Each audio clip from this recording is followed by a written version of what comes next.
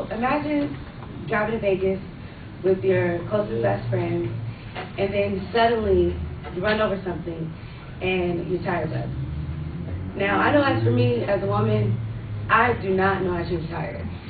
So today, I want to teach everyone how to change a tire if you don't already know. Okay, so according to AAA, Done Tire fixed over 50,000 tires in 1 year for free. And I'm pretty sure busted tires have doubled that, considering pretty much everyone changes their own flat tire on the side of the road.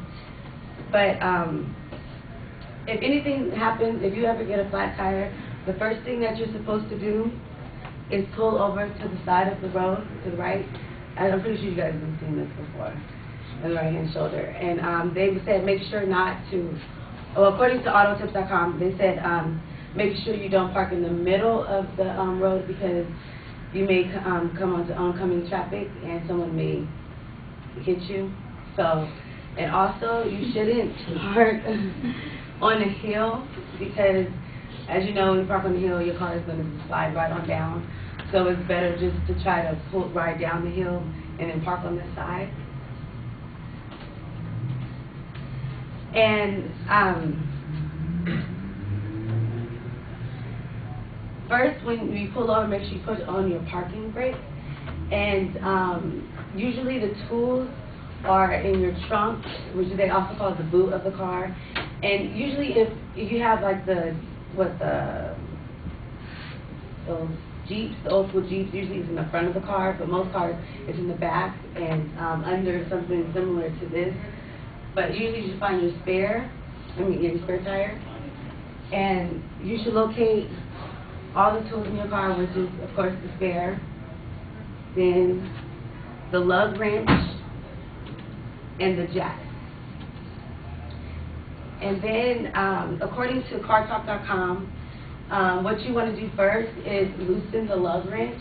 And sometimes you may have a hubcap on top of your car. If you do, you just remove it, and then you just loosen all these lug wrenches, usually like 4 or 5.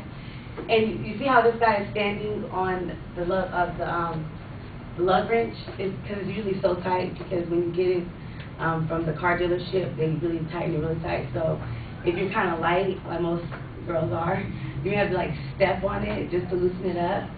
But you have to make sure you don't take them off.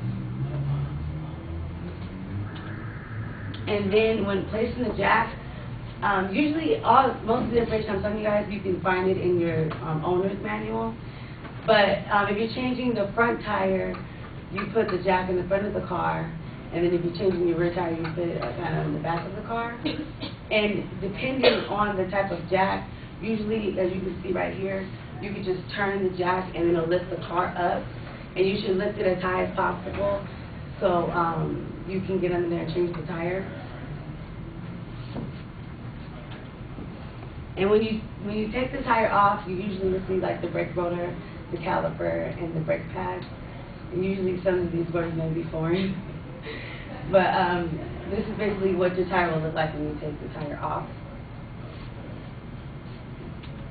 And then you line up the holes into the wheel and gently just slide it on after you remove the tire. But make sure you put the lug nuts somewhere where you can see them, like if it's dark, make sure you put them like right aside of you or something, because if you lose them, then you won't be able to drive away with the spare. And then make sure you really, really tighten the lug nuts, because you don't want the tire to fall off and then a major accident will happen. And depending on your owner's manual, the spare tire is only for temporary use, so basically you should only use it just to get to where you need to go.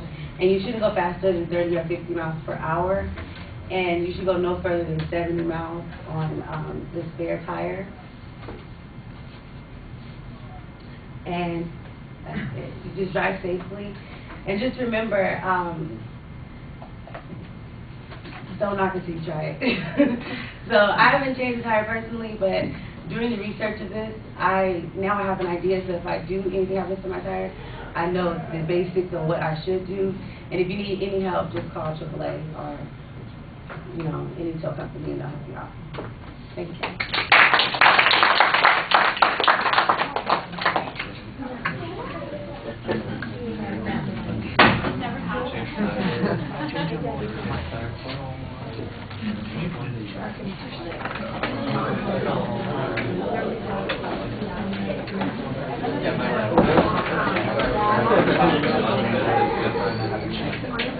I remember one time I took my car in the bedroom broke, so I didn't want to change it. I'm walking home.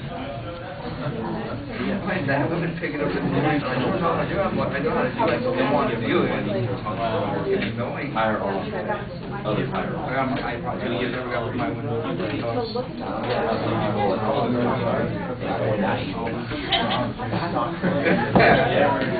Changing tires, checking car. Oh, you didn't go okay, guys. Like, I know how to do it, it's just like, it's such a hassle. You gotta get in there. Here's my outline. Okay. All right, thank you. I'm probably just gonna end up with one of those big ass mechanic jacket, like, easier and shit. Those are dope, like, I love those. I used to have one of those, and then my dad told me, I'm like, wow, why are you carrying it? Because I used the other one.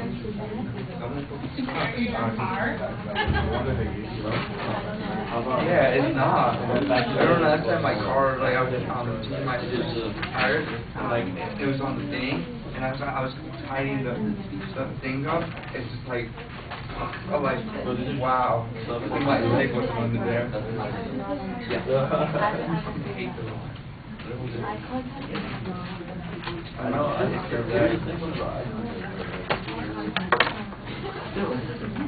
All right, Mimi, the visualization that you start off with, I think, is undermined a little bit by the title card. You might want to wait and show that so that the story that you're telling is more interesting, and then we know where you're going. As it is, it just seems like you've pimp the punchline of their story. We're getting it before we should. I think you need a little bit more setup of what the content's going to be, the basic steps here, how to start the procedure, what the technical things you have to do, and then how to proceed once you've changed the tire. Something a little more controlled. I know you've got several steps that you're going to be talking about. You don't necessarily need to preview all of them, but grouping them together I think would be helpful. Your transitions often sound a little bit rushed too. On the presentation issues, I think that you've got a good projection of your voice. There's nice variety there. I didn't notice any particular problems.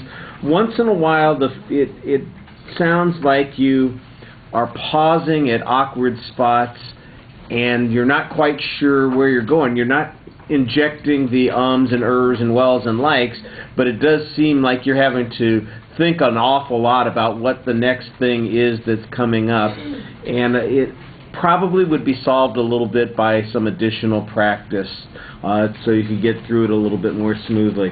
I thought you did some good indicators while you were speaking, but you do kind of lean on the podium there a little bit. You've got your one arm up on it, kind of hanging loose there, like you're sitting at the bar, waiting for the next drink to come along, and that looks a little too informal. So you want to be a little more controlled over those kinds of things.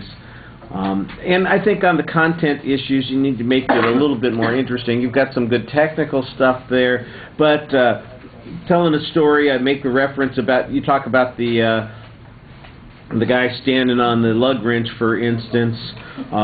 Maybe there's an incident about somebody who did, in fact, break off the nut, and so they weren't able to get the tire off. Or how difficult, like you said, you've never had to do it, so you don't have a personal story to share there. But something that makes all the detail stuff a little bit more interesting, so it doesn't just sound like we're listening to the directions that you pulled out of the trunk of the car on the on changing the tire, the manual out of the glove compartment, that sort of thing. All right, thank you.